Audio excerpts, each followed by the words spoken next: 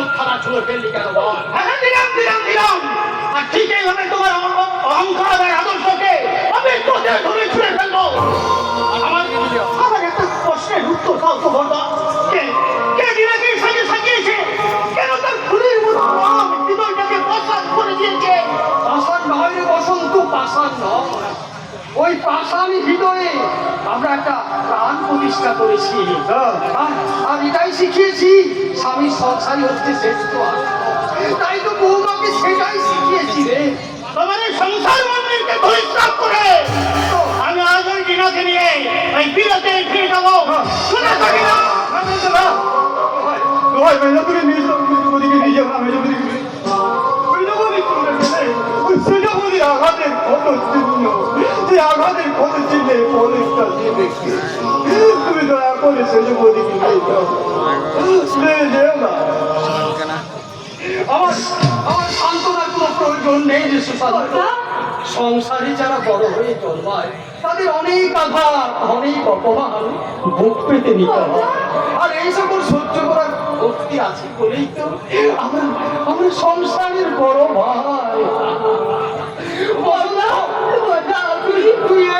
তুই ওই তোর বৌমাকে নিয়ে আমার ভাই সংসারকে দুঃখের সাগরে ভাসিয়ে দিয়ে তুই যদি রাজপক্ষে সুখী হতে পারিস, তোর সেই সুখ দেখে আমিও খুব সুখী হব। আমিও খুব সুখী হব। আমার সঙ্গে না, এই সংসার ছিড়ি আমি তোমার সাথে কোথাও যাবো না। আমি তোমার হাজবেন্ড, আমি তোমার স্বামী। স্বামী ভুল পথে গেলে তাকে সঠিক পথে ফেরানো স্ত্রীরই কর্তব্য। তুমি আমি এই সংসারে পৌঁছারিনি। স্ত্রী হই, স্বামীর সেবা করা যেমন আমার ধর্ম, তেমনি এই সংসারে পৌঁছারিনি হই এই সংসারের পুত্র দেবতাকে পূজা করাও আমার ব্রত। তাই সেই ব্রত ভেঙে দিয়ে আমি তোমার কথা মতো কোথাও যাবো না, কোথাও যাবো না, যাবো না, যাবো না। ব্যারিস্টার বসন্ত রায় বিরাটের বিরতি শিক্ষায় সুশিক্ষিত হলো। আজ কিন্তু তুমি তোমার ওই মামলায়, স্বামী স্ত্রী কর্তব্যের মামলায় তুমি হেরে গেলে। এবার আসল শিক্ষাটাই তুমি তোমার স্ত্রীর কাছে শিখে নাও। না হেমন্ত রায়, এবার আসল শিক্ষাটা আমি তোমাকে আর তোমার ওই আদরের বৌমা টিনাকেই দেখাবো। আর এমন শিক্ষা দেবো যা তুমি কল্পনাও করতে পারবে না। তোমার এই শান্তির সংসারে আমি করবো শান্তির ঝড়। আর সেই ঝড়ে লন্ডা ভন্ড হয়ে যাবে তোমার স্বামীর সংসার। আর তুমি শুধু চোখের জল ফেলবে আর আমি হাসবো বিজয়ে আত্মহাসি।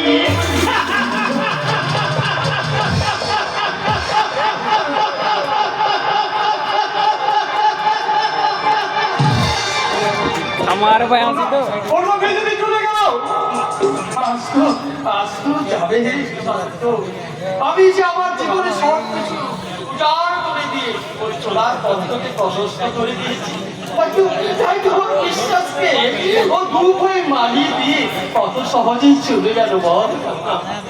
কোন মানুষ শিক্ষিত হলে ভদ্রলোক হয়ে জানতাম, কিন্তু উচ্চ শিক্ষিত হলে জানোয়ার হয়, সেটা আমি মিলটাকে দেখে শিখলাম দাদা।